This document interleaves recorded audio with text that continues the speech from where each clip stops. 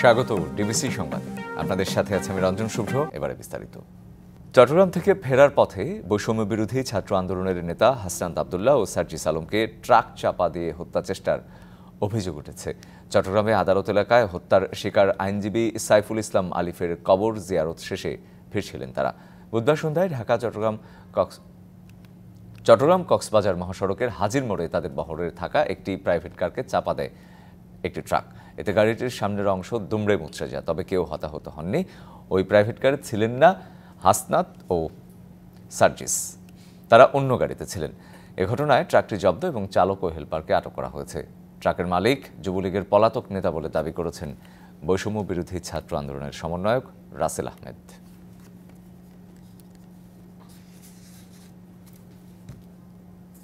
চট্টগ্রামে হাসনাত আব্দুল্লাহ ও সার্জিস আলমকে হত্যা চেষ্টার প্রতিবাদের রাতে ঢাকায় বিক্ষোভ হয়েছে। বুধবার রাতে ঢাকা বিশ্ববিদ্যালয়ের রাজু ভাস্কর্যের সামনে বিক্ষোভ মিছিল করে জাতীয় নাগরিক কমিটি। সংগঠনের আহ্বায়ক নাসির উদ্দিন পাটোয়ারি অভিযোগ করেন, দেশকে অরাজক পরিস্থিতির দিকে ঠেলে দিতে ষড়যন্ত্র চলছে। জানান, দেশবিরোধী যে কোনো চক্রান্ত ছাত্র জনতা আবারও রুখে দেবে। এ ব্যাপারে সবাইকে সতর্ক থাকার আহ্বান তার।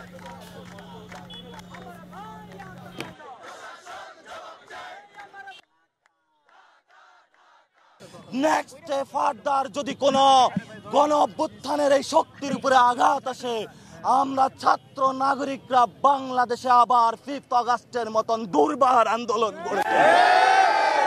অ্যাডভোকেট সাইফুল ইসলাম আলিফ হত্যাকাণ্ডের বিচার দাবিতে রাজধানীর বিভিন্ন স্থানে বিক্ষোভ মিছিল ও সমাবেশ করেছে বৈষম্য বিরোধী ছাত্র আন্দোলন, ইসলামী ছাত্র শিবির, বার কাউন্সিল সহ বিভিন্ন সংগঠন। প্রতিবাদী সংগঠকরা বলছেন, এই হত্যাকাণ্ড প্রমাণ করে আবারও মাথাচাড়া দিয়ে উঠছে ফ্যাসিবাদী দোসরদের ষড়যন্ত্র।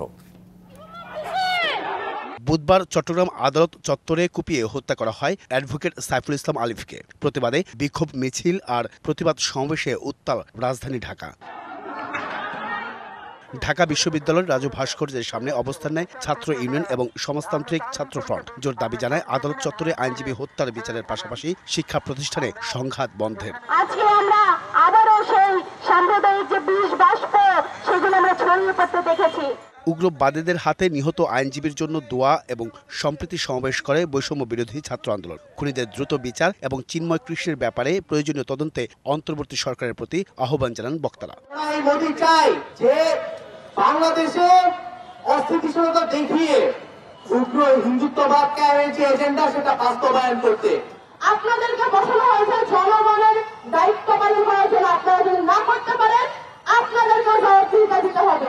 একই দাবিতে বিক্ষোভ মিছিল আর সমাবেশ করেছে জাতীয়তাবাদী আইনজীবী ফোরাম ঢাকা বার ইউনিট। সাইফুল হত্যার অভিযোগে দাবি উঠে ইসকন নিষিদ্ধের। এই চিন্ময়ের নির্দেশে এই হত্যাকাণ্ড করানো হয়েছে। তাকে 1 নম্বর আসামি করে অন্যদেরকে আসামি করে 7 দিনের ভিতরে চার্জশিট দিয়ে এই সংগঠনকে অযোগ্য নিষিদ্ধ ঘোষণা করে দেশে শান্তি প্রতিষ্ঠা করবে।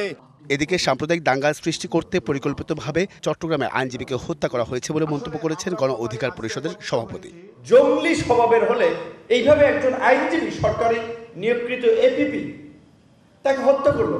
সুপরিকল্পিতভাবে কতিপয় দুর্বৃত্ত এই ঘটনা ঘটিয়েছে একটা সাম্প্রদায়িক দাঙ্গা লাগানোর জন্য। হত্যাকাণ্ড সহ দেশের চলমান পরিস্থিতি নিয়ে রাজধানীর মতিঝিল এলাকায় বিক্ষোভ মিছিল করে বাংলাদেশ ইসলামী ছাত্র শিবির। বিপ্লবকে বিতর্কিত করতেই ফ্যাসিবাদের দোসররা নানা ষড়যন্ত্র করছে বলে জানায় সংগঠনটি। আজকে ছাত্র সমাজের যে বিপ্লব, এই বিপ্লবকে বিতর্কিত করার জন্য তারা ষড়যন্ত্র করে যাচ্ছে। এই ফ্যাসিবাদের এত পতনের পর এই হত্যাকাণ্ড প্রমাণ করে ফ্যাসিবাদ আবার মাথাচাড়া দিয়ে ওঠার চেষ্টা করছে। ভারত এবং আওয়ামী লীগ সংখ্যালঘুদের নিয়ে যাতে রাজনীতি করতে না পারে সে বিষয়ে অন্তর্বর্তী সরকারকে সতর্ক থাকার আহ্বান জানায় বিক্ষোভকারীরা। Ariful Islam, DBC news, Dhaka. ISKCON ইস্যুতে সরকারের অবস্থান ও দেশের সার্বিক পরিস্থিতি বৃহস্পতিবারের মধ্যে জানাতে অ্যাটর্নি জেনারেলকে নির্দেশ দিয়েছে হাইকোর্ট। এ নিয়ে দেশের আইনশৃঙ্খলা পরিস্থিতির যেন অবনতি না হয় সে বিষয়েও সরকারকে সতর্ক থাকতে বলেছে আদালত। বুধবার সকালে বিচারপতি ফারা মাহবুব ও বিচারপতি দেবাশিস রায়ের বেঞ্চ এই নির্দেশনা দেয়। এর আগে ইসকন নিষিদ্ধ চেয়ে হাইকোর্টে আবেদন করেন এক আইনজীবী। এর পরিপ্রেক্ষিতে আদালত রাষ্ট্রপক্ষের কাছে জানতে চায় ইসকন সংগঠনটি কাদের, এরা কোত্থেকে এসেছে। উত্তরে অ্যাটর্নি জেনারেল বলেন, এটি কোনো রাজনৈতিক দল নয়, একটি ধর্মীয় সংগঠন। তাদের বিষয়ে এরই মধ্যে যাচাই বাছাই করে দেখছে সরকার।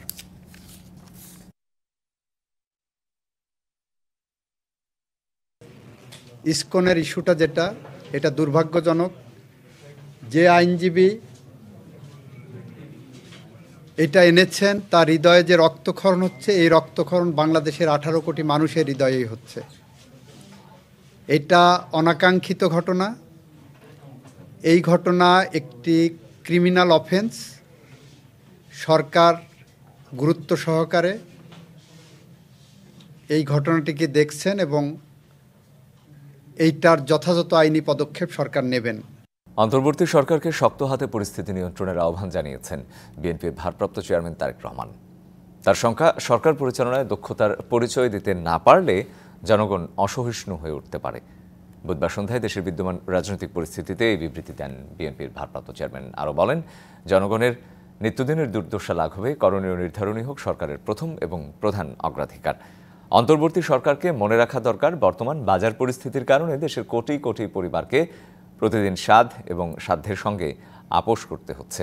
আরও বলেন, আওয়ামী লীগ গেল 15 বছরে দেশের বিভিন্ন খাতে অনিয়মের পাহাড় তৈরি করায় বর্তমানে বিভিন্ন শ্রেণী পেশার মানুষ তাদের দাবি দাওয়া নিয়ে রাজপথে আসছে। চলমান সংকট নিরসনে সব রাজনৈতিক দলের সাথে আলোচনা করে জাতীয় ঐক্য সৃষ্টির আহ্বান জানিয়েছে বিএনপি।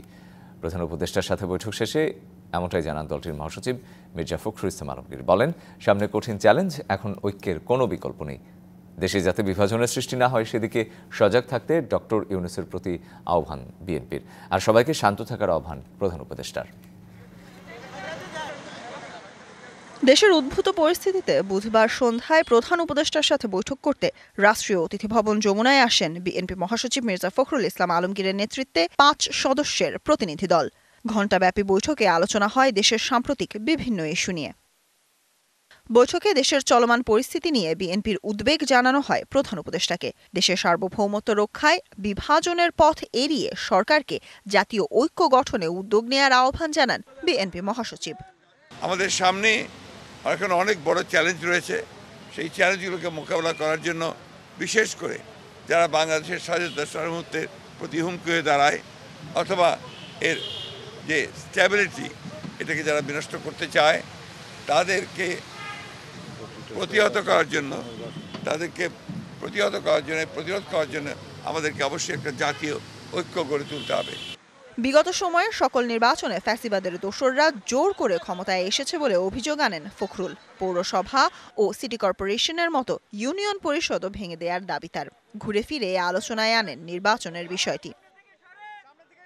যেহেতু সিটি কর্পোরেশন ভাঙা হয়েছে, পৌর কর্পোরেশনগুলো ভাঙা হয়েছে, উপজেলা ভাঙা হয়েছে, সুতরাং এটাকে ভেঙে দিয়ে পরবর্তী নির্বাচনের মধ্যে দিয়ে আসবে এবং ট্রেড বডিগুলোকে ভেঙে দিয়ে আমরা বলেছি যে কি নির্বাচনের মাধ্যমে এটাকে আপনার পুনরায় আপনার সুষ্ঠুভাবে নিয়ে আসার জন্য আমরা বলেছি। পরে প্রধান উপদেষ্টার প্রেস সচিব বলেন, জাতীয় ঐক্যর মাধ্যমে সংকট সমাধানের পাশাপাশি সবাইকে শান্ত থাকার আহ্বান জানিয়েছেন প্রধান উপদেষ্টা ডক্টর মোহাম্মদ ইউনূস। জাতির স্ট্যাবিলিটির ক্ষেত্রে উনি সবার মধ্যে ইউনিটির কথা বলেছেন, সেটা এমন স্টুডেন্ট, ছাত্র, জনতা, হিন্দু, মুসলমান, খ্রিস্টান সবার মধ্যে উনি ন্যাশনাল ইউনিটির বার্তা দিয়েছেন। চট্টগ্রামের সংঘাতের পর এখন পর্যন্ত ফুটেজ দেখে 33 জনকে আটক এবং 21 জনকে গ্রেফতার করা হয়েছে বলেও জানান প্রেস সচিব। ভিডিও ফুটেজ দিয়ে শনাক্ত করা হয়েছে এবং তারা সাসপেক্ট হচ্ছেন। Sultana Swarna, DBC news, Dhaka. সব রাজনৈতিক দলকে ঐক্যবদ্ধ হওয়ার আহ্বান জানিয়ে গণফোরামের এমিরিটাস সভাপতি ডক্টর কামাল হোসেন বলেছেন, অনৈক্যের মধ্য দিয়ে মানুষের মধ্যে বিভেদ সৃষ্টি হয়। বুধবার বিকেলে জাতীয় প্রেস ক্লাবে 34তম মিলন দিবস উপলক্ষে বাংলাদেশ জাতীয় সমাজতান্ত্রিক দল জাসদ আয়োজিত আলোচনা সভায় বক্তারা আরও বলেন, জুলাই আন্দোলনের মাধ্যমে গণতন্ত্রের দরজা খুলে গেছে এমনটা ভাবার কারণ নেই। যারা ক্ষমতায় যান তারা এই ক্ষমতা চিরস্থায়ী অথবা দখলের চেষ্টা করে থাকে, এমনটা মন্তব্য করেন জাসদ নেতারা। গুরুত্বপূর্ণ কিছু কাজ শেষে দ্রুত নির্বাচন দেওয়ার আহ্বান জানান বক্তারা। দেশের সমস্ত রাজনৈতিক দল এটাকে মোকাবেলা করার জন্য একত্রিত হতে চায়, একত্রিত থাকতে চায়, কিন্তু গভর্নমেন্ট সেটাকে করতে পারে না এবং গভর্নমেন্ট কতদিন থাকতে চায় সেটাও সে বলতে চায় না। অনেক সময় আমরা হারিয়েছি, আর সময় হারানো যাবে না। এখন জরুরি ভিত্তিতে এই ঐক্য প্রতিষ্ঠা করে আমাদের সবাইকে মানুষকে সঙ্গে নিয়ে এগিয়ে যেতে হবে। নির্দলীয় প্রতীকে স্থানীয় নির্বাচনে কালো টাকার প্রবাহ বন্ধসহ বেশ কিছু সুপারিশ করা হবে বলে জানিয়েছেন নির্বাচন সংস্কার কমিশনের প্রধান বদিউল আলম মজুমদার। জাতীয় সংসদ ভবনের ক্যাবিনেট কক্ষে ক্ষুদ্র নৃগোষ্ঠীর প্রতিনিধিদের সঙ্গে মতবিনিময় সভা শেষে এমনটা বলেন তিনি। বুধবার সকালে জাতীয় সংসদ ভবনের ক্যাবিনেট কক্ষে ক্ষুদ্র নৃগোষ্ঠীর প্রতিনিধিদের সঙ্গে মতবিনিময় সভার আয়োজন করেন নির্বাচন ব্যবস্থা সংস্কার কমিশন। পরে সাংবাদিকদের সঙ্গে কথা বলেন এর প্রধান। সংলাপে সারা দেশ থেকে আসা প্রতিনিধিরা বলেন, আইনের শাসন প্রতিষ্ঠা করা গেলে সমাজের বৈষম্য দূর হবে। নির্দলীয় প্রতীকে স্থানীয় নির্বাচনে কালো টাকার প্রবাহ বন্ধ সহ বেশ কিছু সুপারিশ তুলে ধরা হয়। একজন যদি আপনার কালোবাজারে সে ভোটের আসন কেনে, তাহলে আমাদের অবস্থা কোথায় হবে? স্থানীয় এবং জাতীয় পর্যায়ে যদি কোনো প্রতিবন্ধী ব্যক্তিরা দাঁড়ান, সেই ক্ষেত্রে তারা অনেক বাধার সম্মুখীন হন। তো আপনারা এই দিকটা একটু খেয়াল রাখবেন। কোনো স্থানীয় সরকারের সঙ্গেও আর কি দলিতরা আসতে পারেনি, জানি না কিভাবে এখন সংসদে আসবে, কিন্তু আমাদের আশা আছে। দ্বিকক্ষ বিশিষ্ট সংসদ এবং রাষ্ট্রপতি ও প্রধানমন্ত্রীর ক্ষমতার ভারসাম্য বাস্তবায়ন কঠিন বলেও মন্তব্য করেন কমিশনের সদস্য তোফায়েল আহমেদ। পোস্টাল ব্যালটিং সিস্টেমটা এবং কার্ডগুলো যে সংশোধিত হয় নাই, এইগুলোর জন্য একটা স্পেশাল এফোর্ট আপনারাও কিন্তু ইলেকশন কমিশনের সাথে এটা ডায়ালগ করেন, আমরা হেল্প করব, এগুলো নতুনভাবে কিন্তু কার্ডগুলো করুক। বলেন, অতীতে নির্বাচনের মনোনয়ন বাণিজ্য পক্ষপাত দুষ্ট ব্যক্তিদের দিয়ে নির্বাচন পর্যবেক্ষণ করা সহ নানা অনিয়মের অভিযোগ অনেক দিনের। আগামীতে এই ধারা বন্ধ করার বিষয়ে জোরালো পরামর্শ এসেছে। নির্বাচনী যে অদৃশ্য ব্যয়, এটা হলো সেই মনোনয়ন বাণিজ্য, কোটি কোটি টাকা ব্যয় হয়। সাবেক সংরক্ষিত আসনের সদস্য তিনি নাকি 8 কোটি টাকা দিয়ে মনোনয়ন পেতে চেয়েছিলেন। প্রতিনিধিদের কাছ থেকে আদিবাসীদের জন্য সংরক্ষিত আসন ভোটের নিরাপত্তা নিশ্চিতকরণ, প্রতিবন্ধীদের জন্য ভিন্ন ব্যালট ব্যবস্থার দাবি করা হয়েছে বলে জানান নির্বাচন ব্যবস্থা সংস্কার কমিশনের প্রধান। নূপুর মাহমুদ, ডিবিসি নিউজ, ঢাকা। রোহিঙ্গা গণহত্যার দায়ে মিয়ানমারের জান্তা প্রধান মিন অং হ্লাইয়ের বিরুদ্ধে আন্তর্জাতিক অপরাধ আদালতে গ্রেপ্তারি পরোয়ানা জারির আবেদন করেছে প্রসিকিউশন। বুধবার বিকেলে ঢাকার হোটেল ইন্টারকন্টিনেন্টালে সংবাদ সম্মেলনে এমনটাই জানান আন্তর্জাতিক অপরাধ আদালতের আইনজীবী ইসাফাল। তিনি জানান, প্রসিকিউটরের অফিস তদন্ত করে প্রমাণ পেয়েছে 2017 সালের আগস্ট থেকে ডিসেম্বর পর্যন্ত রাখাইনে এবং বাংলাদেশ অংশে গণহত্যা চালায় মিয়ানমার জান্তা সরকার। সামরিক জান্তার বিরুদ্ধে গ্রেপ্তারি পরোয়ানা জারি করা হবে কিনা সেই সিদ্ধান্ত এখন নেবে আইসিসি। আদালতে বিষয়টি নিষ্পত্তি হতে সময় লাগতে পারে 6 থেকে 7 মাস। এ সময় গণহত্যা পরবর্তী বিচারিক প্রক্রিয়ায় বাংলাদেশ সহযোগিতা চাইলে আইসিসি কারিগরি সহায়তা দিতে প্রস্তুত বলেও জানান ইসাফাল।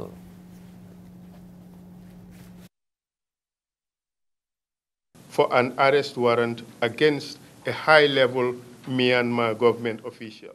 একটা স্বাধীন, বিস্তৃত এবং পক্ষপাতিত্বহীন তদন্তের পর প্রসিকিউটর অফিস এই সিদ্ধান্তে এসেছে যে মিয়ানমারের জেনারেল গণহত্যা করেছে। এই প্রথম কোনো মিয়ানমারের উচ্চ পর্যায়ের কর্মকর্তার প্রতি গ্রেপ্তারি পরোয়ানা জারির আবেদন করল আইসিসি। ভবিষ্যতে আরও অনেকের প্রতি এটি করা হবে।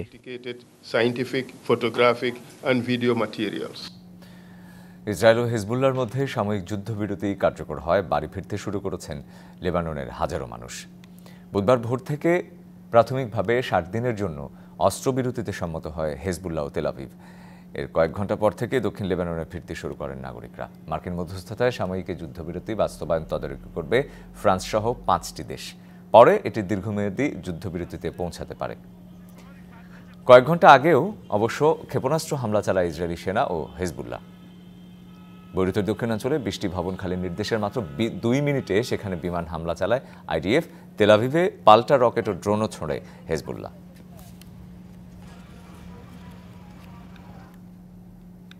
বিএনপি চেয়ারপারসন বেগম খালেদা জিয়াকে তার সেনাকুঞ্জের বাড়ি ফিরিয়ে দেওয়ার আহ্বান জানিয়েছেন বিএনপি নেতারা। নিউ ইয়র্ক থেকে কানু দত্ত জানান, সোমবার এক মতবিনিময় সভায় এই আহ্বান জানান বিএনপির কেন্দ্রীয় কমিটির অন্যতম সদস্য গিয়াস আহমেদ। যুবদলের কেন্দ্রীয় কমিটির সাবেক সহকারী আন্তর্জাতিক সম্পাদক এম.এ. বাতিনের উদ্যোগে মতবিনিময় সভা অতিথি হিসেবে আরও বক্তব্য রাখেন যুক্তরাষ্ট্র বিএনপির সাবেক সভাপতি আব্দুল লতিফ সম্রাট ছাড়াও যুক্তরাষ্ট্র বিএনপি ও অঙ্গ সংগঠনের নেতাকর্মীরা।